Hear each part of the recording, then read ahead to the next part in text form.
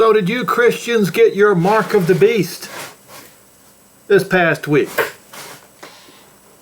Mark of the beast, you ask?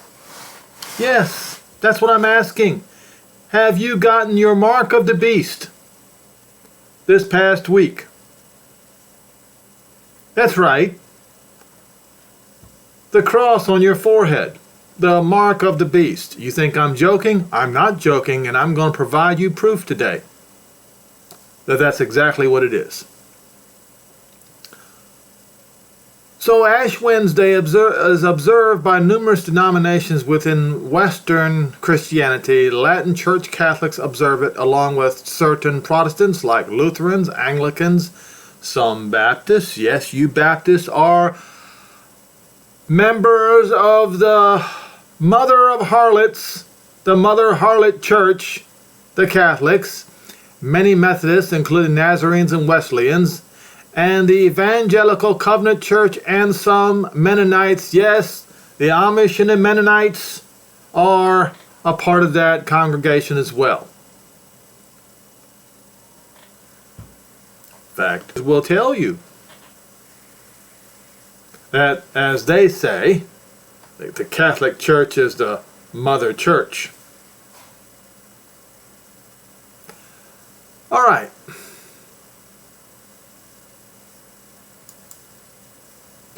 So people ask, what is the mark of the beast? And none of them seem to understand what it is yet.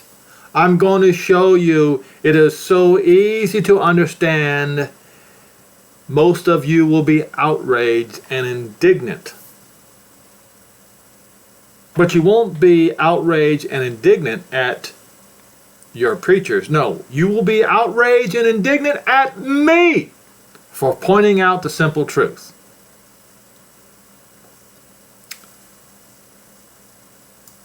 Now, first of all, as they are showing right here, why did they say that? What is the mark on the forehead of God? What? No wonder I got this. I couldn't say this right. What in the world are you people coming up with? Well, first of all, let's look at where the name God came from. Does any of you know German? Well, I know a little bit. My parents spoke fluently a dialect of German. Gaut. That is what you Christians of the Germanic and English crowd call your deity. God, Gaut, is the same thing. Is an early Germanic name from a Proto-Germanic Gautaz, which represents a mythical ancestor or national god in the origin myth of the Goths. Now, the creator of all things, including heaven and earth, is the Elohim of Israel. His name is Yehovah, as I have been for the past 8-9 years pointing out on this YouTube channel. So he is not a national idol of the other nations. He is of Israel.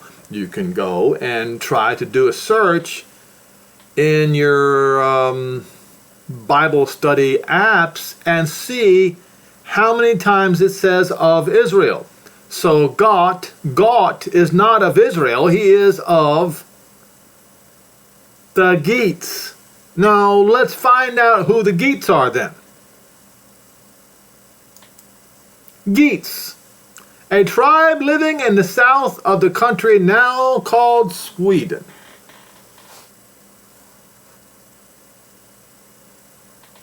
All right. It says Beowulf belongs to this tribe. Grendel, a man-eating monster, one of the tribe of Cain, Grendel's mother, a she-monster living in the bottom of a pool full of water monsters. Well, of course, yes, I know this is pagan, what do you call that? Pagan beliefs, I guess. All right, let's dig a little deeper, shall we? I think. Yes, the Gates, sometimes called Goths. Oh, now we're getting a little bit closer.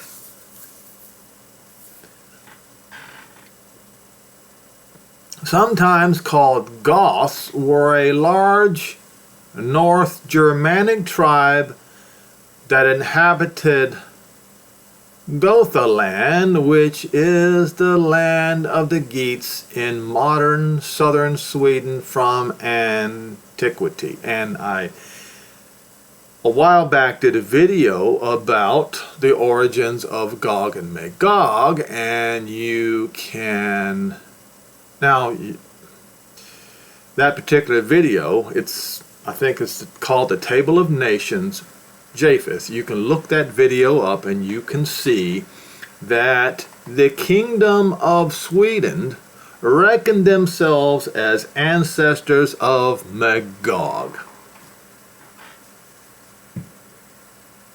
And who are these people? They are now Christians. I want you to bear that in mind when you think about the invasion by Magog and Rosh, prince of Meshech and Tubal.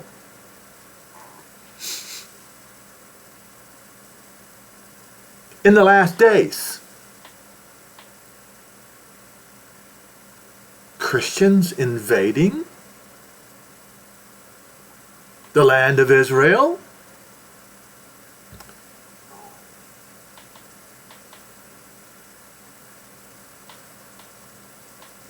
All right.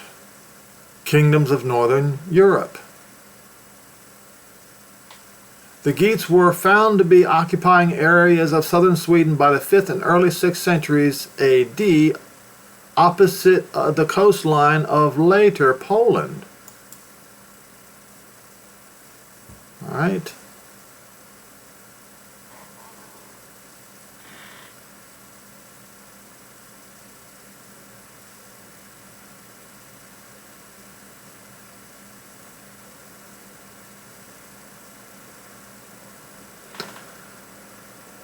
The city of Gothenburg was named after the Geats.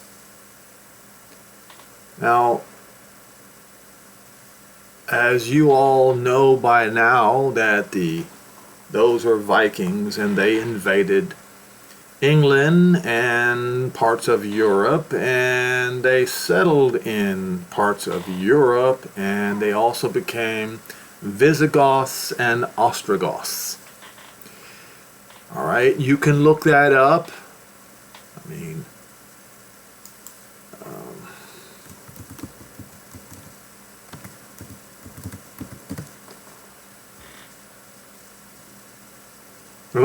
look at here. You see this?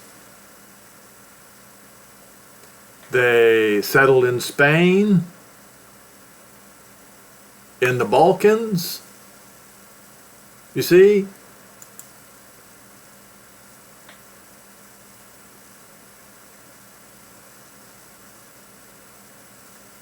That's Europe in 305.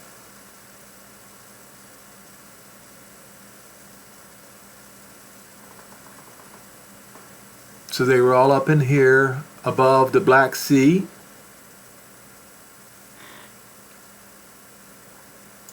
Okay. All up in here.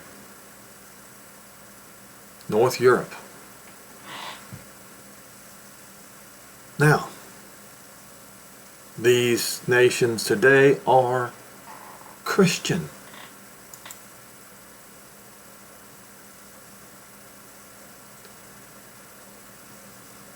So why do people do this? Why did they put this mark on their forehead?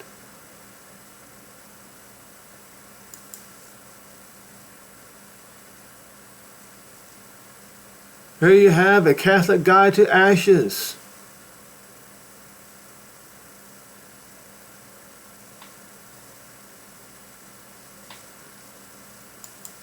Now, we go to Revelation 13, and we see this beast. He calls us all, both great and small, rich and poor, free and bond, to receive a mark in their right hand or in their forehead. Now, who receives the mark, this mark of the beast, in their right hand? Well, you look no further than the Coptics.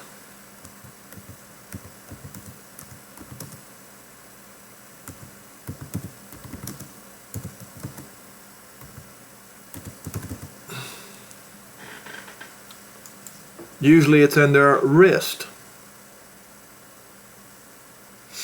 Many Copts have cross tattooed as a sign of faith on the inside of their right arm at the wrist. On the forms of the Coptic cross, which is referred to as Ethiopian Coptic cross, was worn by Stevie Ray Vaughan. And you can see a picture of it right here. See that?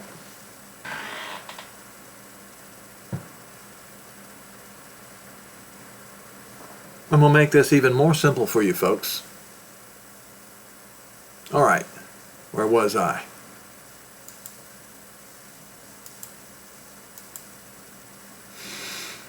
That no man may buy or sell save he that had the mark. Now, which group of people refused to wear the mark of the Christians?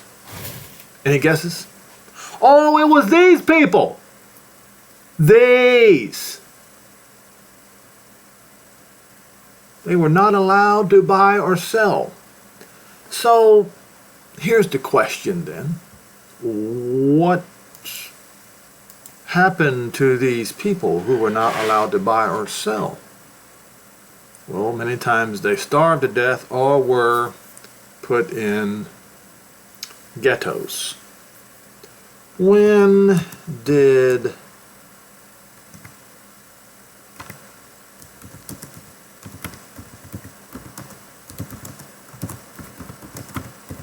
I don't know if I'm going to find the answer to this question.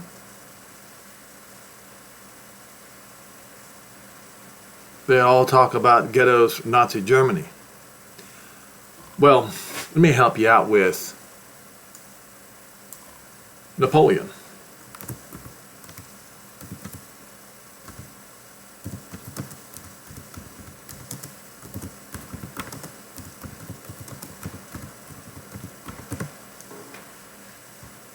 Alright, in countries that Napoleon Bonaparte's ensuing consulate and French Empire conquered during the Napoleonic Wars, he emancipated the Jews and introduced other ideas of liberty. He overrode old laws restricting Jews to reside in ghettos. And then he removed the forced identification of Jews by their wearing of the Mogen David. Okay? So, old laws. These are the people, the Jews, who refuse to wear the mark of the beast. Okay? You've got proof right here that they were forced into ghettos. So the Nazi ghettos was not a new thing in the church at all. All right? So, and it says this. Save he has the mark, or the name of the beast, or the number of his name. It's or, and or. Mark, cross on the forehead or on the right hand, or you are a worshiper of this beast, or you have his number, or you have his name, name is right here, or the number of his name. It's not just the number of the beast. No. Anytime somebody says the words number of the beast, they are deceiving you. Why? Because it is a number associated with the name of the beast. So the number must be in the name. And it is a name that the vast majority of the people worship. What name is that? Well, if you go and look at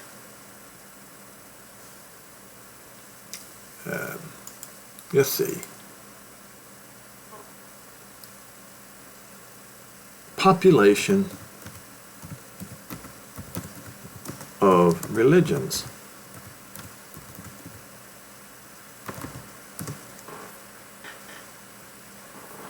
The vast majority is Christian. But wait, the Muslims, they carry the mark of the beast too. I'll show you that.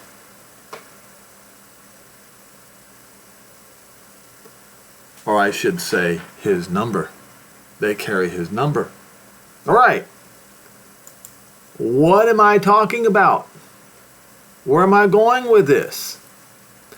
Well, people like to argue.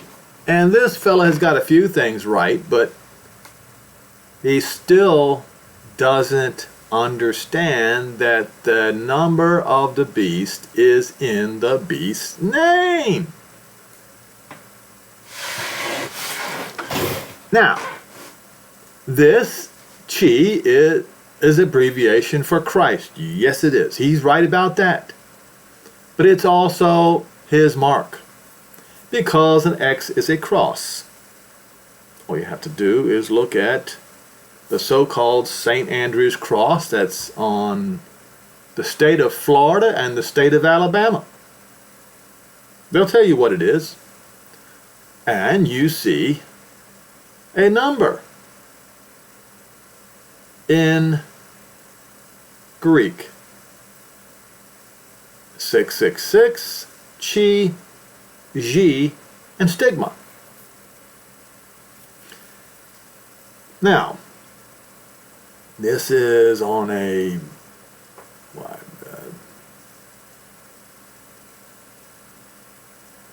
this guy tries.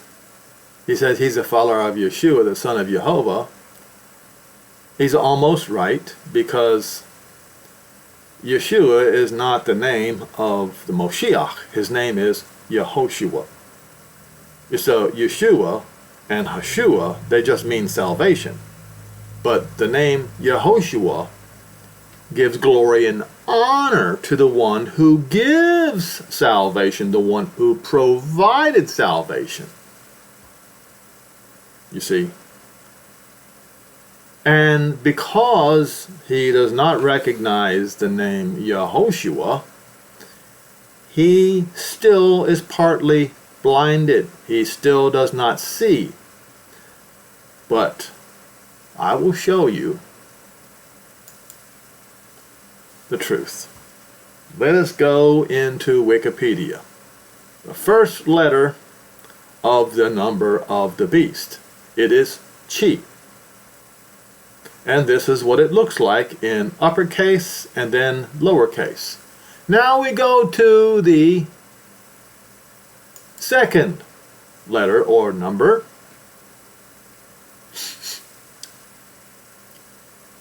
And you have G. The uppercase looks like a capital E without the bar going down the left-hand side. And the lowercase looks like a uppercase cursive E. All right. Then we go to stigma.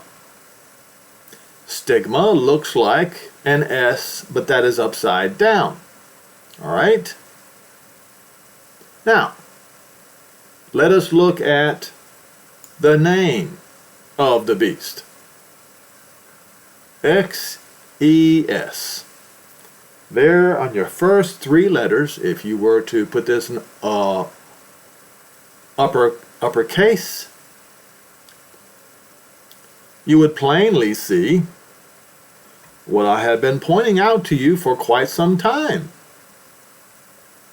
This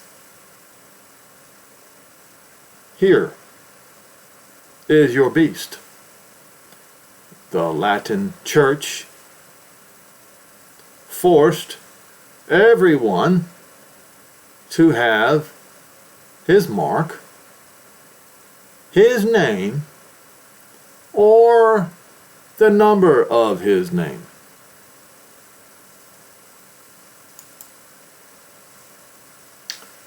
Now,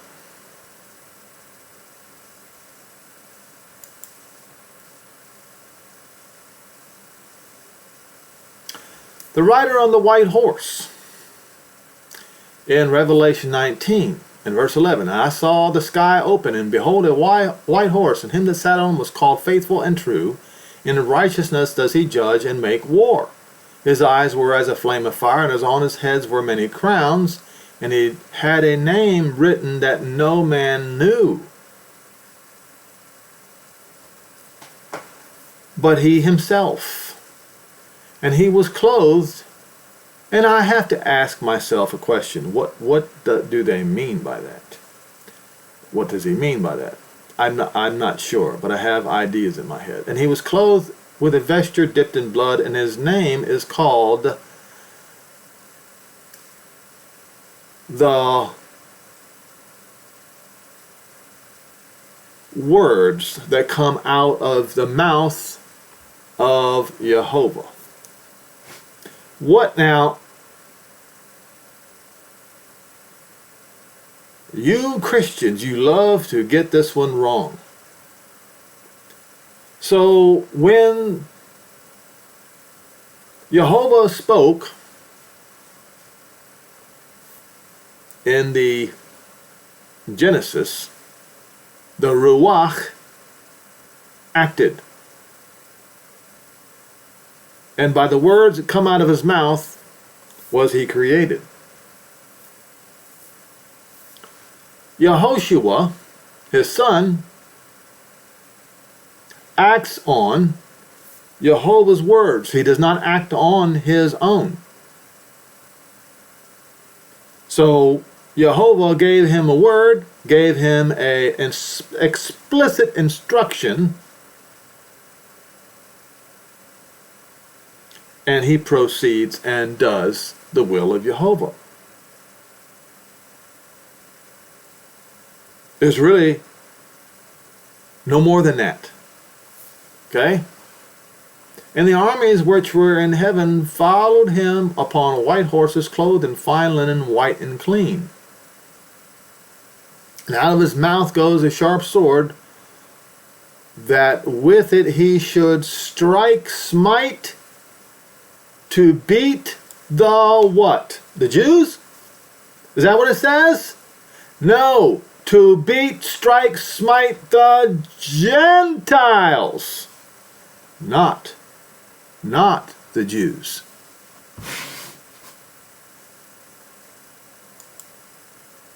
Why?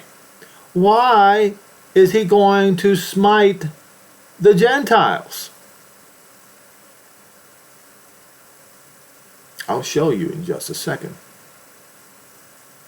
And he shall rule them with a rod of iron, and he will tread the winepress of a fierceness of the wrath of the Almighty, not Gaut, the false idol of Gog and Magog.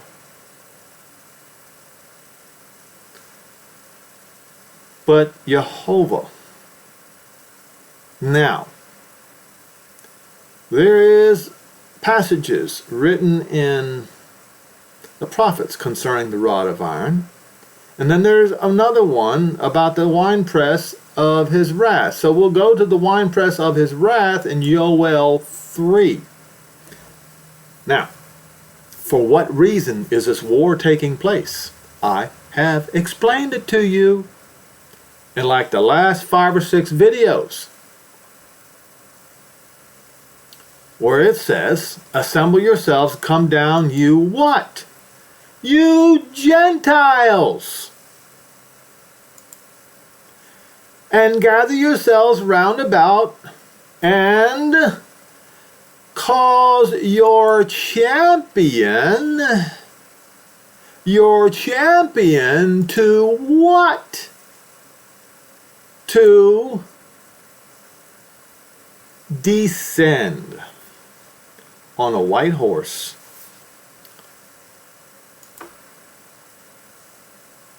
not O Lord, Yehovah. Yehovah, right here.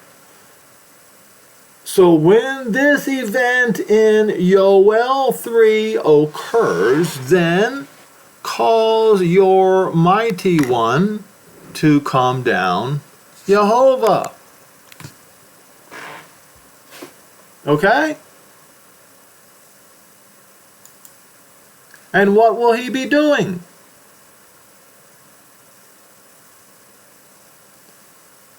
Let the Gentiles be awakened and come to the valley of judgment, for I will sit and judge all the Gentiles round about. Put you in the sickle, for the harvest is ripe. Get you down, for the press is full. What press? Let's continue here.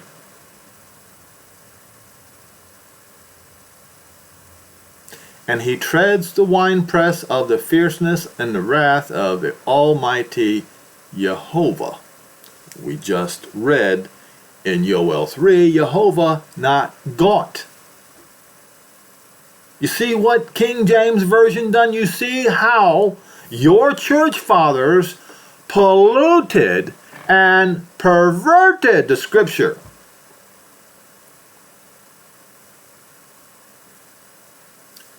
And I saw a messenger standing in the sun and cried with a loud voice, saying to all the fowls that fly in the midst of the sky, come and gather yourselves together unto the supper of the great Elohim, that you might eat the flesh of kings and the flesh of captains and the flesh of the mighty men. That is referring to Ezekiel 38 and 39. So the war of Yoel 3 is also the war of Ezekiel 38 and 39. So we have to go, and we see right here, and the beast was taken, and with him the false prophet that wrought signs before him, in which he deceived them that received the mark of the beast, and them that worshipped his graven image every Sunday morning.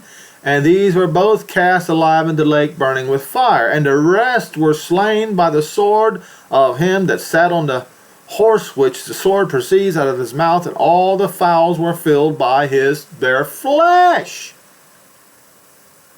This is Ezekiel 38 and 39, but it's also Yoel 3. It's the same war, folks. And we see, what do we read here? This occurs when, after he has taken the Jews of Yehuda and Jerusalem and brings them back to the Holy Land, and this war starts between Pelasheth and Tyre and Zidon. And now, folks, in Israel, the defense minister of Israel, Gantz, said to the Palestinians in Gaza that you will release the hostages or we are going to invade Rafah and commence war even during the month of Ramadan. You can find it, you can look for it. And for those of you who don't know what the month of Ramadan is, it's not that far away.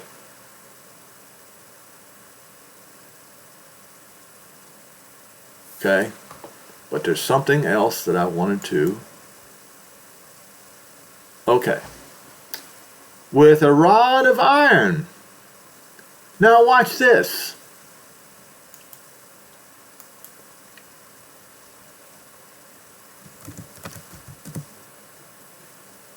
We'll just type in rod of iron.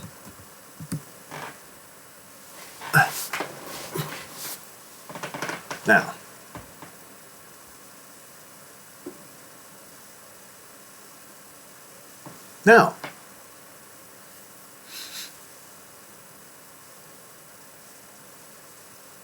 make sure I don't find it in.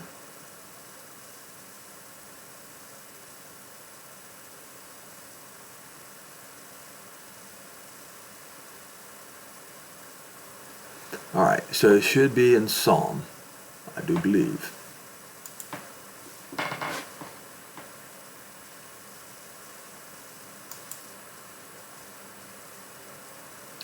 Okay, this rod of iron is occurring while the Gentiles are raging.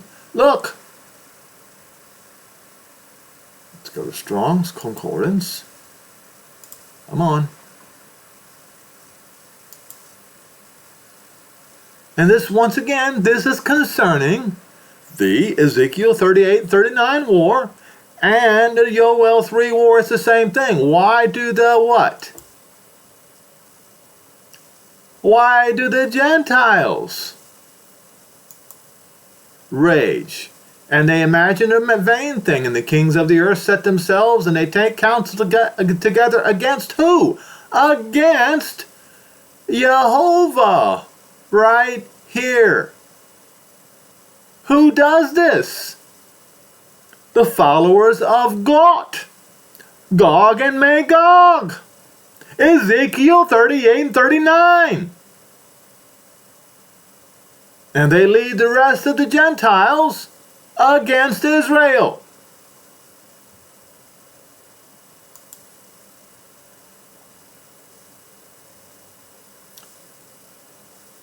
Now,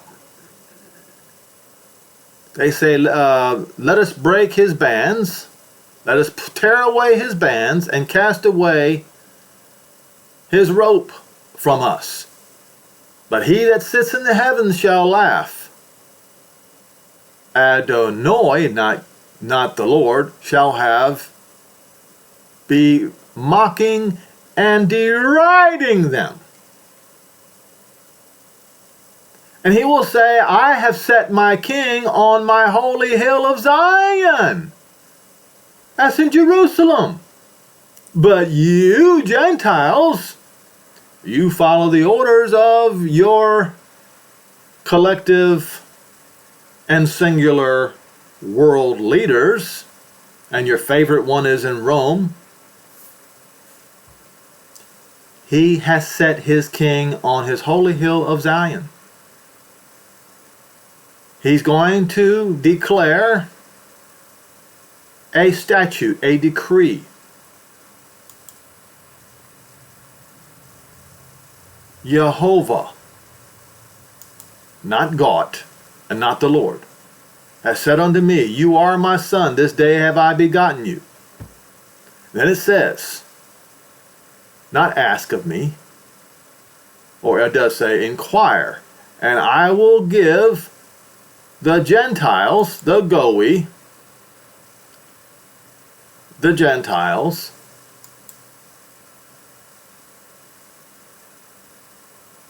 as your property. You see it right here, Nachalach, as your property. So this son of Yehovah, who is going to reign in Zion, that the Gentiles call the Antichrist, he is going to take the Gentiles and their land and the uttermost parts of the earth as his property and possession. Okay? You see that? As his property. And you shall break them with a rod of iron, and you shall dash them into pieces like a potter's vessel.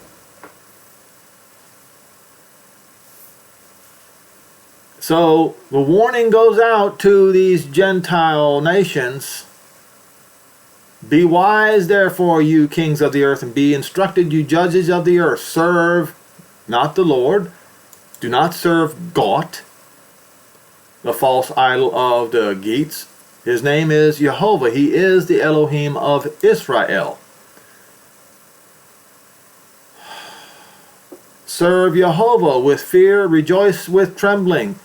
Kiss the Son, lest he be angry, and you perish on your journey, when his wrath is kindled but just a little bit. Blessed are those who put their trust in him. And who are going to put their trust in him? The Jews. Because Paul said so in Romans 11, verses 25, 26, 27, and 28.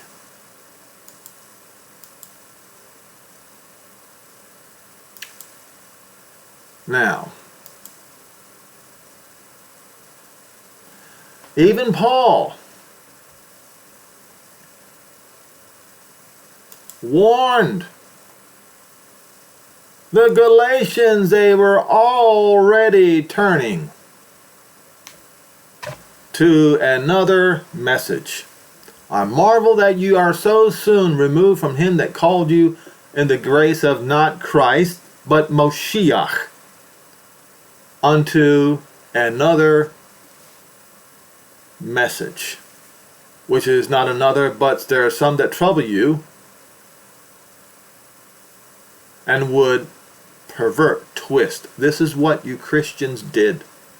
You twisted the truth into a lie, insomuch as you even called it of Christ when it's of Yehoshua Moshiach. You did it to King James Version. You did it to every version you can get your hands on. Now he warns, if we or a messenger from heaven preach any other message unto you than what we have preached unto you, let him be accursed. Now, what is this message?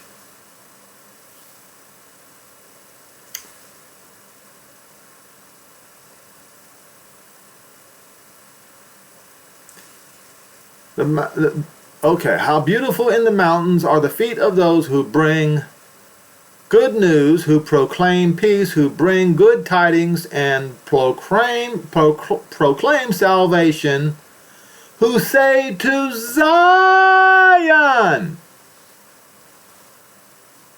your Elohim reigns.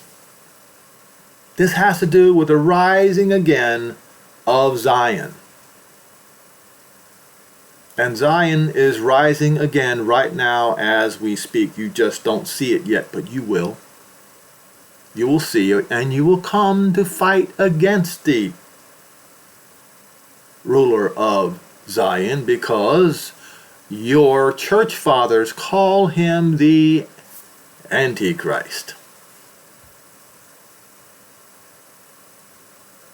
And there you have it, folks. I would urge you to pay attention. And when Israel starts saying that they're going to, in order to get the hostages out of Rafah, they will go and invade during Ramadan if they have to. You know what that's going to do. You know what's going to happen.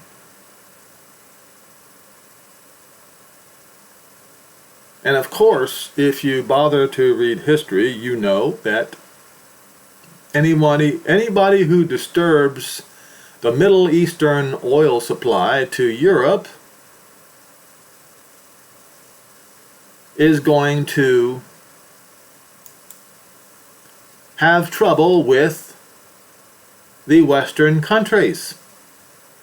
You saw it with the Iraq situation. You saw it with the, the 8-hour war with Iran. You saw that. If you haven't seen it, then just Google it. You'll find it. And so they will blame Israel for this disturbance in the Middle East, and they will come against Israel.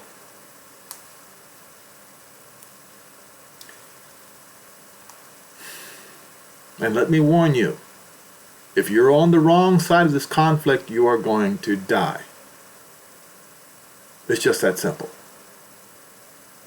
So take heed, prepare, get all your crosses, your graven images of Jesus out of your house. Remove any tattoos of the cross you might have on your body. And get ready, because it's coming.